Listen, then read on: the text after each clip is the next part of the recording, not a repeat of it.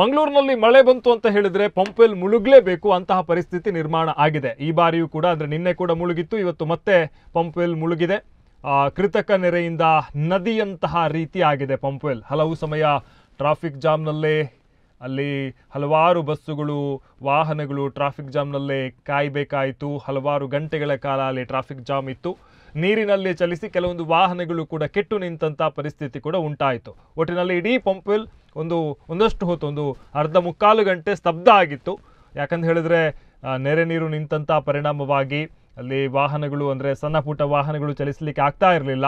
ಕೆಲವೊಂದು ವಾಹನಗಳು ಮಾತ್ರ ಚಲಿಸ್ತಾ ಇತ್ತು. ಆದರೂ ಕೂಡ ಕಂಕನಾಡಿ ತನಕವೂ ಕೂಡ ಟ್ರಾಫಿಕ್ ಜಾಮ್ ಇತ್ತು. ಹಾಗಾಗಿ ವಾಹನ ಸಂಚಾರದಲ್ಲೂ ಕೂಡ ಬಹಳ ವ್ಯತ್ಯಾಸ ಆಯಿತು. ಜನರು ಸಮಸ್ಯೆಯನ್ನು ಅನುಭವಿಸಿದ್ರು.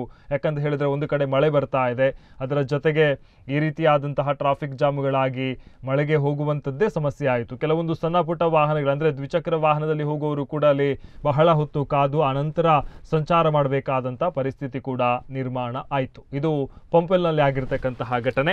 ಇನ್ನು ಮಂಗಳೂರಿನ ಜ್ಯೋತಿ ಮತ್ತು ಸ್ಟೇಟ್ ಬ್ಯಾಂಕ್ನಲ್ಲೂ ಕೂಡ ಇಂಥದ್ದೇ ಪರಿಸ್ಥಿತಿ ಇತ್ತು. ನಾವು ಗಮನಿಸಬಹುದು, ಜ್ಯೋತಿ ಮತ್ತು ಸ್ಟೇಟ್ ಬ್ಯಾಂಕ್ನಲ್ಲಿ ರಸ್ತೆಯಲ್ಲಿ ನೀರು ಭಾರೀ ಮಳೆಗೆ ನೆರೆಯುಂಟಾಗಿ ಸಮಸ್ಯೆಯಾಗಿದೆ. ರಸ್ತೆಯಲ್ಲಿ ನಾವು ರಸ್ತೆಯ ಇದು ತೋಡ ಅನ್ನುವಂಥ ಕನ್ಫ್ಯೂಷನ್ ನಮಗೆ ಆಗುತ್ತೆ. ಅಂತಹ ಪರಿಸ್ಥಿತಿ ಆಗಿದೆ. ಇದು ಸ್ಟೇಟ್ ಬ್ಯಾಂಕ್ ನೀವು ಗಮನಿಸ್ತಾ ಇರುವಂತಹ ದೃಶ್ಯ. ಮತ್ತು ಇದು ಜ್ಯೋತಿ ಭಾಗದಲ್ಲಿ ನೀವು ಗಮನಿಸಬಹುದು, ರಸ್ತೆಯೇ ಕಾಣ್ತಾ ಇಲ್ಲ. ಇದು ನದಿಯ ರಸ್ತೆಯ ಅನ್ನುವಂಥ ಕನ್ಫ್ಯೂಸ್ ನಮಗೆ ಆಗ್ತಾ ಇದೆ. ಮಂಗಳೂರು ಸ್ಮಾರ್ಟ್ ಸಿಟಿ ಅಂತ ನಾವು ಕರಿತೇವೆ. ಮಂಗಳೂರೀಗ ವಾಟರ್ ಸಿಟಿಯಾಗಿ ಬದಲಾಗಿದೆ ಈ ಮಳೆಯ ಸಂದರ್ಭದಲ್ಲಿ. ಇನ್ನು ಪ್ರಮುಖವಾಗಿ ಮಂಗಳೂರಿನ ಬೇರೆ ಬೇರೆ ಭಾಗದಲ್ಲಿ ಇಂತಹದ್ದೇ ಪರಿಸ್ಥಿತಿ ನಿರ್ಮಾಣ ಆಗಿದೆ. ನಾವಾಗಲೇ ಪಂಪ್ವೆಲ್ನಲ್ಲಿ ಗಮನಿಸಿದ್ವಿ. ಈಗ ಜ್ಯೋತಿ ಹಾಗೂ ಸ್ಟೇಟ್ ಬ್ಯಾಂಕ್ ಭಾಗದಲ್ಲಿಯೂ ಕೂಡ ಇಂತಹದ್ದೇ ಪರಿಸ್ಥಿತಿ ಆಯಿತು. ದ್ವಿಚಕ್ರ ವಾಹನ ಸವಾರರು ಪರದಾಟವನ್ನು ಅನುಭವಿಸಿದ್ರು. ಇನ್ನು ಪ್ರಮುಖವಾಗಿ ಕೊಟ್ಟಾರದ ಮಾಲೆಮಾರ್ ಭಾಗದಲ್ಲಿಯೂ ಕೂಡ ಪರಿಸ್ಥಿತಿ ಇದೇ ರೀತಿಯಾಗಿತ್ತು. ನಾವಿಲ್ಲಿ ಗಮನಿಸಬಹುದು, ವಾಹನಗಳು ಯಾವ ರೀತಿ ರಸ್ತೆಯಲ್ಲಿ ಸಂಚಾರ ಮಾಡುವಾಗ ನೀರಿರ್ತಕ್ಕಂಥದ್ದು. ಅಂದರೆ ನಾನು ಆಗಲೇ ಹೇಳಿದ ಹಾಗೆ ಇದು ನದಿಯ ಅಥವಾ ರಸ್ತೆಯ ಅನ್ನುವಂಥದ್ದು ಕನ್ಫ್ಯೂಷನ್ ಆಗುತ್ತೆ ಅಂತ ಪರಿಸ್ಥಿತಿ ಇದೆ. ಯಾಕಂತ ಹೇಳಿದ್ರೆ ನಾರ್ಮಲ್ ರಸ್ತೆ ಸರಿ ಇದ್ರೆ ಸಮಸ್ಯೆ ಇಲ್ಲ, ಆದರೆ ಅಲ್ಲೂ ಕೂಡ ಗುಂಡಿಯಾಗಿ ಏನಾದರೂ ಸಮಸ್ಯೆ ಆಗಿ ಈ ರೀತಿ ವಾಹನ ಸಂಚಾರ ಮಾಡೋದಿದ್ರೆ ಸಮಸ್ಯೆ ಮತ್ತಷ್ಟು ಆಗ್ಬೋದು. ಯಾಕಂತ ಹೇಳಿದ್ರೆ ಇಲ್ಲಿ ನಾವು ಗಮನಿಸಬಹುದು, ಮಳೆಯ ನೀರು ಮನೆಗೆ ಕೂಡ ನುಗ್ಗಿರ್ತಕ್ಕಂಥದ್ದು, ಹಲವಾರು ಅಂಗಡಿಗಳಿಗೆ ನುಗ್ಗಿರ್ತಕ್ಕಂಥದ್ದು, ಪಾರ್ಕಿಂಗ್ ಮಾಡಿರ್ತಕ್ಕಂಥ ವಾಹನಗಳು ಕೂಡ ಜಲಾವೃತ ಆಗಿರ್ತಕ್ಕಂತಹ ಘಟನೆ ಮಾಲೆಮಾರ್ ಭಾಗದಲ್ಲಿ ನಡೆದಿದೆ. ಹೆಚ್ಚು ಜನವಸತಿ ಇರ್ತಕ್ಕಂತಹ ಪ್ರದೇಶ ಮಾಲೆಮಾರ್ನಲ್ಲಿ ಸಂಪೂರ್ಣ ಅಲ್ಲಿ ಜಲಾವೃತ ಆಗಿದೆ. ರಸ್ತೆಯ ನೀರೆಲ್ಲ ಮನೆಯ ಒಳಗಡೆ ನುಗ್ಗಿದೆ. ಹಾಗಾಗಿ ಜನರು ಅಲ್ಲಿ ಕೂಡ ಸಂಕಷ್ಟ ಪಡುವಂಥ ಪರಿಸ್ಥಿತಿ ನಿರ್ಮಾಣ ಆಯಿತು. ಪಾರ್ಕಿಂಗ್ನಲ್ಲಿದ್ದಂಥ ವಾಹನಗಳು ಕೂಡ ಸಂಪೂರ್ಣ ಜಲಾವೃತ ಆಗಿತ್ತು. ರಸ್ತೆ ಕೂಡ ಕಾಣ್ತಾ ಇರಲಿಲ್ಲ. ಅಂದಾಜಿಗೆ ಅಲ್ಲಿ ಸಂಚಾರ ಮಾಡ್ತಾ ಇದ್ರು. ನಾನು ಆಗಲೇ ಹೇಳಿದೆ, ಅಂದರೆ ಎಲ್ಲಿಯಾದರೂ ಅಲ್ಲಿ ಗುಂಡಿಗಳಾಗಿ ಏನಾದರೂ ಸಮಸ್ಯೆಗಳಾಗಿದ್ದರೆ ಈ ರೀತಿ ವಾಹನ ಸಂಚಾರ ಮಾಡಿ ಅದು ಮತ್ತೊಂದು ಅನಾಹುತಕ್ಕೆ ಕಾರಣ ಆಗ್ಬೋದು ಅನ್ನುವಂಥದ್ದು. ಜೊತೆಗೆ ಮನೆಗಳು ಮಾತ್ರ ಅಲ್ಲ, ಅಂಗಡಿಗಳಿಗೆ ಕೂಡ ನೀರು ನುಗ್ಗಿ ಅಲ್ಲಿ ಸಮಸ್ಯೆ ಆಗಿರ್ತಕ್ಕಂಥದ್ದು.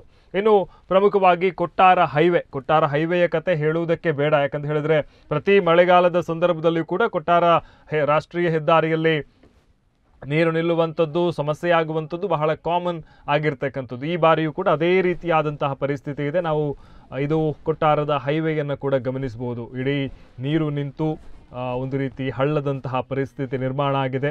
ಅದೇ ರಸ್ತೆಯಲ್ಲಿ ವಾಹನಗಳು ಕೂಡ ಸಂಚಾರ ಮಾಡ್ತಾ ಇದೆ. ಈ ರೀತಿ ವಾಹನಗಳನ್ನು ಸಂಚಾರ ಮಾಡಿದರೆ ಅಲ್ಲಿ ವಾಹನಗಳು ಕೂಡ ಕೆಟ್ಟು ಹೋಗುತ್ತೆ. ಯಾಕಂತ ಹೇಳಿ ನಾವು ಪಂಪ್ವೆಲ್ನಲ್ಲಿ ಗಮನಿಸಬಹುದು, ಹಲವಾರು ವಾಹನಗಳು ಆ ನೀರಿನಲ್ಲಿ ಚಲಿಸಿ ಆ ಬಳಿಕ ಕೆಟ್ಟು ನಿಂತು ಹೋದಂಥ ಪರಿಸ್ಥಿತಿ ಕೂಡ ಆಗಿತ್ತು. ಬಸ್ಸುಗಳು ಕೂಡ ಕೆಟ್ಟು ನಿಂತಹ ಪರಿಸ್ಥಿತಿ ನಿರ್ಮಾಣ ಆಗಿತ್ತು. ಅಲ್ಲಿ ದ್ವಿಚಕ್ರ ವಾಹನ ಸವಾರರು ಕೂಡ ಗಮನಿಸಬೇಕು. ಯಾಕಂತ ಹೇಳಿದ್ರೆ ಇಂತಹ ಮಳೆ ನೀರು ನಿಂತಹ ಸಂದರ್ಭದಲ್ಲಿ ಓವರ್ ಸ್ಪೀಡ್ ಹೋಗುವಂಥದ್ದು ಸರಿಯಲ್ಲ. ಸ್ವಲ್ಪ ಜಾಗರೂಕತೆ ವಹಿಸಿಕೊಂಡು ಒಂದು ರೀತಿ ಸ್ವಲ್ಪ ಜಾಗರೂಕತೆಯನ್ನು ಮಾಡಬೇಕಾಗಿದೆ. ಯಾಕಂತ ಹೇಳಿದ್ರೆ ಟ್ರಾಫಿಕ್ ಜಾಮ್ ಆಗುತ್ತೆ, ಸಮಸ್ಯೆ ಆಗುತ್ತೆ, ಎಲ್ಲವೂ ಕೂಡ ಹೌದು. ಆದರೆ ಅವಸರ ಮಾಡುವಂಥದ್ದು ಸರಿಯಲ್ಲ. ಯಾಕಂತ ಹೇಳಿದ್ರೆ ನೀರು ನಿಂತಿದೆ, ಅಲ್ಲಿ ಏನಾಗಿದೆ ಅನ್ನೋದು ಗೊತ್ತಾಗುವುದಿಲ್ಲ. ನೀರು ನಿಂತು ಇಡೀ ರಸ್ತೆಗೆ ಜಲಾವೃತ ಆಗಿದೆ. ಏನಾದರೂ ಗುಂಡಿಗಳ ಹಾಗೆ ಅಲ್ಲಿ ಮತ್ತೆ ಸಮಸ್ಯೆಯಾಗಿ ಅನಾಹುತ ಆಗುವುದಕ್ಕಿಂತ ಸ್ವಲ್ಪ ಜಾಗರೂಕತೆಯನ್ನು ವಹಿಸಿಕೊಂಡು ಸಂಚಾರ ಮಾಡುವಂಥದ್ದು ಬೆಸ್ಟ್ ಅನ್ನುವಂಥದ್ದು. ಇದು ಮಂಗಳೂರಿನ ಮಾಲೆಮಾರ್ ಆಗಿರ್ಬೋದು, ಮಂಗಳೂರಿನ ಕೊಟ್ಟಾರದ ಹೈವೇ ಆಗಿರ್ಬೋದು, ಜೊತೆಗೆ ಪಂಪ್ವೆಲ್ ಇವೆಲ್ಲವೂ ಕೂಡ ಪ್ರತಿ ಬಾರಿಯೂ ಕೂಡ ಮುಳುಗುವಂಥ ಪ್ರದೇಶ.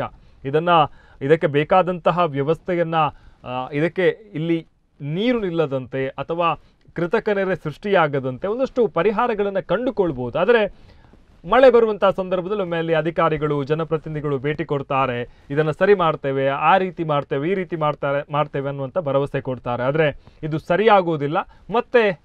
ಮತ್ತಿನ ಮಳೆಗಾಲದ ಸಂದರ್ಭದಲ್ಲಿ ಇದೇ ರೀತಿಯಾದಂಥ ಪರಿಸ್ಥಿತಿ ಇರುತ್ತೆ.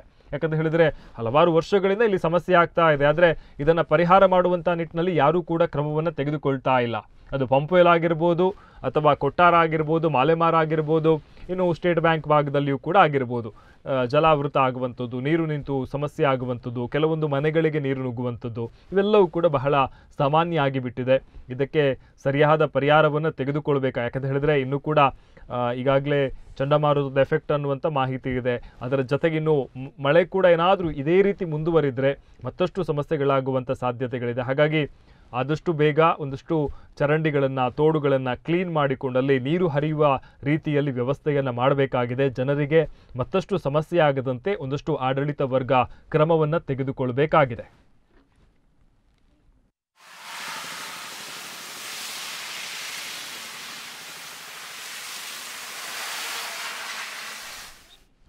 ಇನ್ನು ತಾತಾವು ಭಾಗದಲ್ಲಿ ಕೂಡ ಗೋಡೆ ಕುಸಿತ ಆಗಿದೆ. ಭಾರಿ ಮಳೆಗೆ ಮನೆ ಆವರಣ ಮನೆಯ ಗೋಡೆ ಕುಸಿತ ಆಗಿದೆ. ಮಂಗಳೂರಿನ ತಾತಾವು ಲೇನ್ನಲ್ಲಿ ಕುಸಿದಂತಹ ಗೋಡೆ ಇದು. ಸ್ಥಳೀಯ ನಿವಾಸಿ ಸಬಿತಾ ಎಂಬುವರ ಮನೆಯ ತಡೆಗೋಡೆ ಕುಸಿತ ಆಗಿರ್ತಕ್ಕಂಥದ್ದು. ಖಾಸಗಿ ಜಮೀನಿನಿಂದ ಬಂದಂತಹ ಮಳೆ ನೀರಿನಿಂದ ಈ ಗೋಡೆ ಕುಸಿದಿದೆ. ಇದರಿಂದಾಗಿ ಒಂದಷ್ಟು ಸಮಸ್ಯೆ ನಾವಲ್ಲಿ ಗಮನಿಸಬಹುದು. ಬಹಳ ಅಪಾಯದಂಥ ಸ್ಥಿತಿಯಲ್ಲಿರ್ತಕ್ಕಂಥದ್ದು.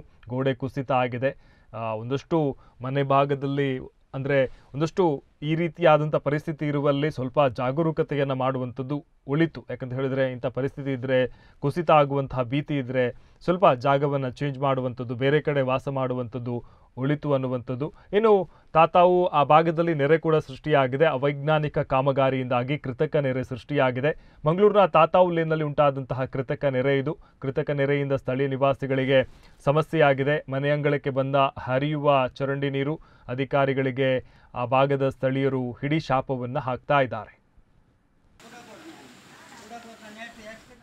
ಮಂಗಳೂರಿನಲ್ಲಿ ಮಳೆ ಅವಾಂತರ ಮುಂದುವರೆದಿರ್ತಕ್ಕಂಥದ್ದು. ನಗರದ ಹೊರವಲಯದ ಮರವೂರು ಬಳಿ ಕೂಡ ಮನೆಗಳಿಗೆ ಮಳೆ ನೀರು ನುಗ್ಗಿದೆ. ಸದ್ಯ ಮಳೆ ನೀರು ಮನೆಯೊಳಗಡೆ ಹಾಗೂ ಹೊರಗೆ ನೀರು ನಿಂತಿದ್ದು ಮನೆ ಕುಸಿದು ಬೀಳುವಂಥ ಆತಂಕ ಎದುರಾಗಿದೆ. ಮರವೂರಿನ ಸರ್ಫರಾಜ್ ಎಂಬುವರಿಗೆ ಸೇರಿದಂತಹ ಮನೆ ಇದಾಗಿದ್ದು ಸದ್ಯ ಮನೆ ಬಂದು ಸಂಬಂಧಿಕರ ಮನೆಗೆ ತೆರಳಿದ್ದಾರೆ.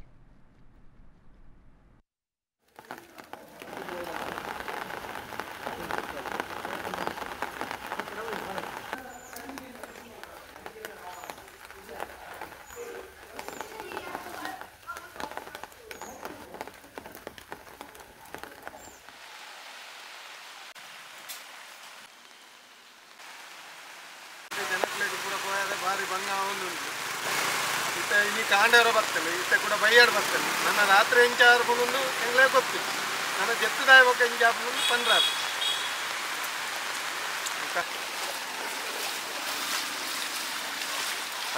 ಬಾಯಿ ಒಳ್ಳೆ ಬರೋದು ಇಲ್ಲಿ ಈತ ಆತ ಮಣ್ಣಿತ್ತು ಐನಕ್ಲೆಲ್ಲ ತಂದು ಹೋಗ್ತೀರ ಪ್ರೈವೇಟ್ ರೋಡ್ ಅಂಚದು ಪುನಃ ಮೂಲ ಮಸ್ತ್ ಸಮಸ್ಯೆ ಆತಂಡಿ ಇಲ್ಲದಾಗಲೇ ಪೂರ ಒಂಜಿ ಬೂರು ನಾಡಿ ಮುಟ್ಟ ಆತಂಡಿ ಇಲ್ಲಿ ಮೇಕು ಪೂರ ಏರು ಪರಿಹಾರ ಕೊಡ್ಕೊಂಡು ಒಂದು ಪ್ರಶ್ನೆ ಆಯ್ತು ಅವೇರು ಖಾಸಗಿ ಜಾಗದಾಗ್ಲ ಮಾಡ್ತದೆ.